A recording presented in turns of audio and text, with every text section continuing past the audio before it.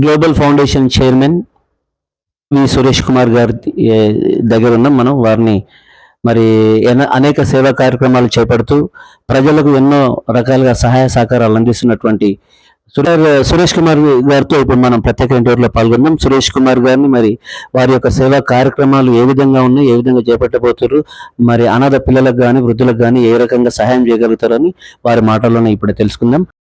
Sir నమస్కారం. Sir నమస్కారం అండి. సార్, అనేక కార్యక్రమాలు, సేవా కార్యక్రమాలు గతంలో చేశారు మీరు. వృద్ధులకు కానివ్వండి, లేకపోతే పిల్లలకు, అనాథ పిల్లలకు కానివ్వండి, మరి వారి సేవా కార్యక్రమాలు చేశారు కాబట్టి ముందు ముందు ఎలాంటి సేవా కార్యక్రమాలు చేపట్టబోతున్నారు పిల్లలకు కానీ వృద్ధులకు కానీ? మేము అంటే చాలా రకాలుగా సేవా రంగంలో ఉన్నాము, చాలా సేవలు చేస్తున్నాము. ఇంతవరకు అనాథలకు చేయలేదు, అంటే మామూలుగా బయట చేసాము, కానీ వృద్ధులకు వృద్ధాశ్రమం ఉంది అని పెట్టాము మేము. ఇప్పుడు సొంతంగా మనదంటూ ఒక అనాథాశ్రమం ఏర్పాటు చేద్దామని త్వరలో అనాథాశ్రమం ప్రారంభించి వాటి ద్వారా కూడా అనాథాలకు మా యొక్క సేవలు ఇద్దామని చూస్తున్నాం. వాస్తవంగా చూసుకుంటే సార్, ఇప్పుడు రాష్ట్రంలో అనాథ పిల్లలు చాలా మంది ఉన్నారు. మరి వారి స్థితిగతులు చూసుకుంటే కనుక గవర్నమెంట్ కూడా అంతంత మాత్రమే పట్టించుకున్న పాపన లేదు. మరి అలాంటి తరుణంలో మీరు ఎన్నో రకమైనటువంటి మంచి మంచి సేవా కార్యక్రమాలు చేస్తున్నారు. పిల్లలకు అంటే ఎంతమంది పిల్లల్ని మీరు ఇప్పుడు చేరదీయబోతున్నారు? వారికి ఎలాంటి సౌకర్యాలు కల్పించబోతున్నారు? ఎలాంటి చదువు చెప్పించబోతున్నారు? మేము అంటే ఇప్పుడే ప్రారంభం కాబట్టి ఒక 10 నుండి 20 మంది పిల్లలతో అనుకుంటున్నాము. అది వాళ్ళ వయస్సు అవన్నీ త్వరలో మేము చూస్తాము. వాళ్ళకు విద్య, వైద్యం, ఆరోగ్యం అన్ని విధాలుగా వాళ్ళ గవర్నమెంట్ స్కూల్స్లో వాళ్ళకు చదువు చెప్పించడము, ఉన్నత విద్య వాళ్ళకు ఇప్పించడము అన్ని విధాలుగా మేము చేస్తున్నాం. సార్, అంటే ఫుడ్ విషయంలో తీసుకుంటే అత్యంత నిరుపేదలు ఉన్నటువంటి ఈ అనాథ పిల్లలు ఫుడ్ విషయంలో చాలా ఇబ్బందిగా గురి చేస్తున్నారు. అంటే దొడ్డు బియ్యం పెట్టడం కానీ, లేకపోతే అరకొర అన్నం పెట్టడం కానీ జరుగుతుంది ఇతర అనాథాశ్రమాలలో.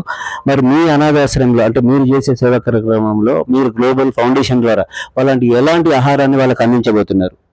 ఇప్పుడు ఎలాంటి ఆహారం అంటే, యాజ్ ఒక మనిషిగా నేను ఎలా తింటున్నానో, నేను ఏదైతే భోజనం తింటున్నానో నా పిల్లలకు కూడా అదే భోజనం ఇస్తాను. పుష్టికరమైన ఆహారం ఇస్తాము.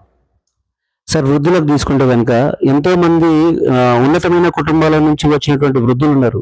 వాళ్ళని కదిలిస్తే గుండె తరుక్కుపోతుంది. ఎందుకంటే అమెరికాలో ఉన్నటువంటి పిల్లలు ఉన్నారు, మంచి మంచి స్థాయిలో ఉన్నటువంటి పిల్లలు ఉన్నారు. అలాంటి పిల్లల తల్లిదండ్రులు ఇవాళ అనాథాశ్రమంలో ఎంతోమంది చేరుతున్నారు. మరి అలా కాకుండా మీ యొక్క అనాథాశ్రమంలో వారికి ఎలాంటి సౌకర్యవంతమైనటువంటి సౌకర్యాలు కల్పిస్తున్నారు? మరి వారి ఆలన పాలన ఏ విధంగా ఉండబోతుంది? పిల్లల ఆలన పాలన అంటున్నారా? వృద్ధుల ఆలన పాలన ఆల్రెడీ వాళ్ళకు మెడికల్ కానీ ఆయాలు ఉన్నారు, సర్వీస్ చేసేవాళ్ళు, వంట కూడా మంచి పుష్టికరమైన ఆహారం ఇస్తున్నాము. వాళ్ళకు మెడికల్ సౌకర్యం కానీ ఏదొచ్చినా వాళ్ళకు బర్త్డే ప్రోగ్రామ్స్ కానీ ఏదైనా చాలా ఘనంగా నిర్వహిస్తున్నాము. ఇలాంటి వాళ్ళు ఎట్లా సొంత కొడుకు ఎలా చూసుకుంటారో అలా అంతకంటే ఎక్కువగా చూసుకుంటున్నాం మేము. సార్, ముఖ్యంగా చూసుకుంటే కనుక ఇవాళ అనాథాశ్రమంలో మొట్టమొదటిగా వైద్యం అనేది వృద్ధులకు చాలా ఇంపార్టెంట్. మరి వారికి ఏ చిన్న జరిగినా కూడా, ఏ చిన్న ఇన్సిడెంట్ జరిగినా కూడా మరి వైద్యం అనేది ఏ రకంగా అందించబోతున్నారు? మా దగ్గర మంచి మంచి వైద్య నిపుణులు ఉన్నారండి. వాళ్ళకు మంచి నంబర్ 1 వైద్యం ఇప్పిస్తాము. వాళ్ళకు ఎలాంటి కార్పొరేట్ స్థాయిలో కూడా మేము చేస్తున్నాము. వాళ్ళకి ఎలాంటి వైద్యం ఎలాంటి ఇబ్బంది లేకుండా మంచి వైద్యం ఇప్పిస్తున్నాం. వాళ్ళ సొంత కొడుకులు ఎలా చూసుకుంటారో అంతకంటే ఎక్కువ మేము ఇప్పిస్తాం.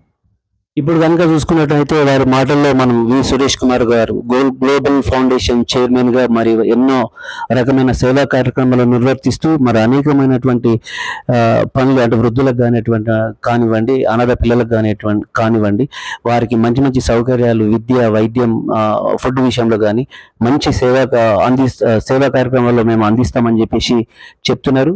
వీటెం ఛానల్ కెమెరామెన్ హరితో కనకరాజ్ గౌడ్.